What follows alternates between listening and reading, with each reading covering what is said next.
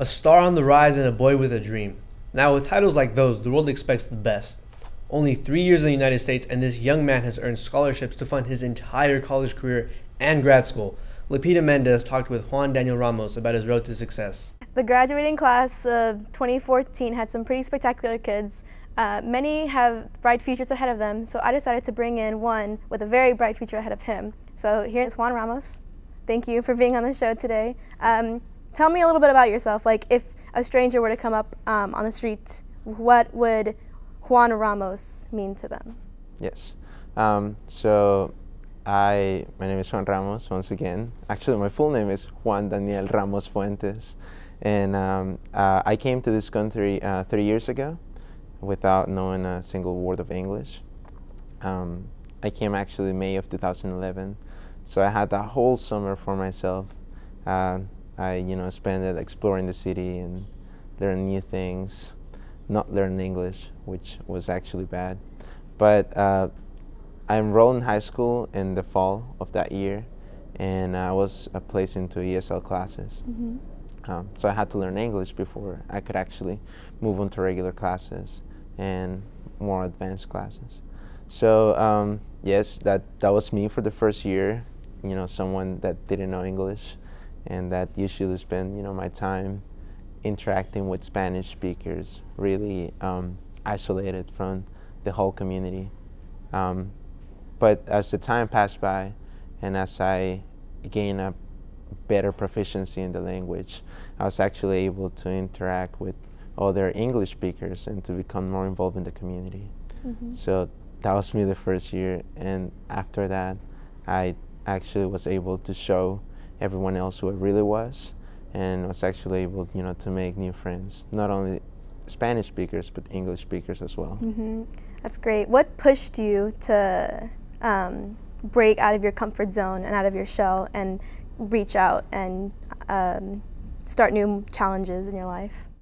I think growing up in an underdeveloped country and seeing the struggles of my family and all the violence and the poor economic situations that we had over there made me realize that being here in the United States was a huge opportunity, and it was something that I should truly value.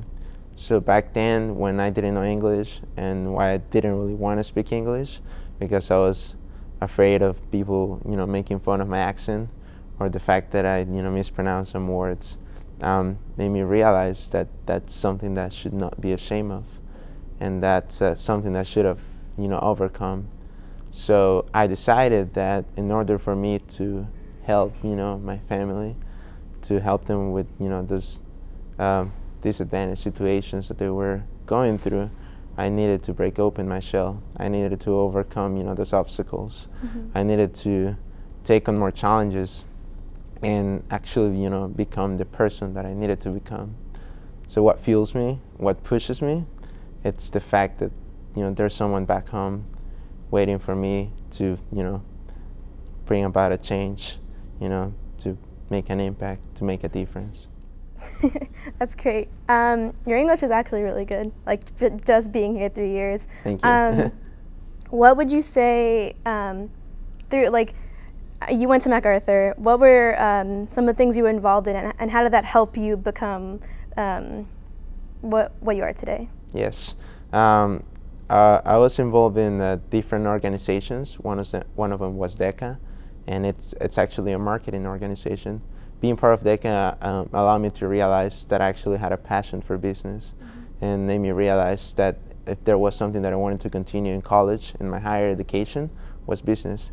So, DECA also allowed me, to become part of other organizations, such as the Network for Teaching Entrepreneurship, mm-hmm. which eventually enabled me to participate in competitions at the regional level, state level, national level, and earn different awards, that, allow me to build a resume. Mm-hmm. So, being part of this organization certainly, enabled me to discover who I wanted to become and to nurture some skills and abilities that I thought were not inside me. And you recently went to DC and to launch this program, this software that you created. Yes, right? yes. As part of the being being part of DECA, I was able to create a company. It's a software developer company called JJ New World, and with the company, my partner and I came up with the idea for a game that's called Better Than History,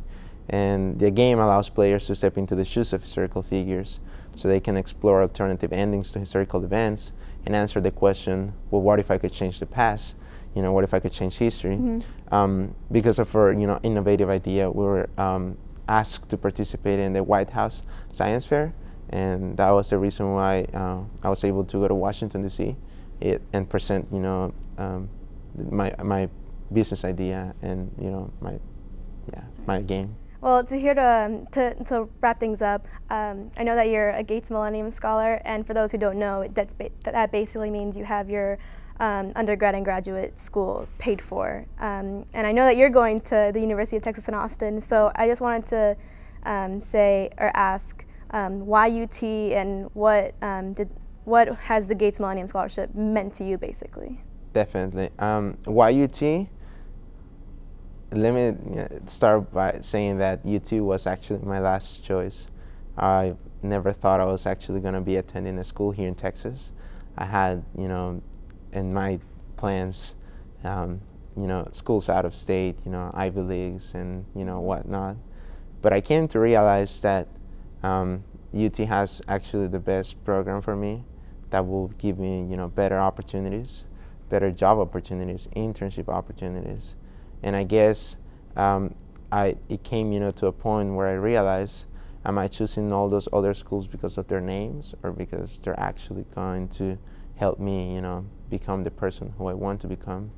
And so after, pondering, over these thoughts, I came to realize that UT was the best option. So that's the reason why I chose UT. And what does being a Gates Scholar mean to me? At the beginning, it was when I received the letter in the mail, I was really excited. The first, thing that came to my mind was, wow, I don't have to pay for college.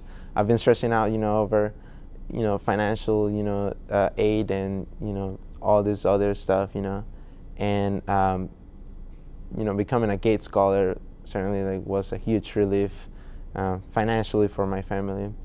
But at the same time, I think it was a way to say thank you to my mom, because all the sacrifices, that she's made in the past 5 years, and how she's worked really hard for me to be here. And this is a way to, telling my mom, hey, those sacrifices, they're not going to waste. I want to make sure to take full advantage of every opportunity that I have here. And here it is. Here's me saying thank you. Well, it's a real pleasure having you here, and thank you for spending your time here to talk to me. Thank you for having me. Back in studio.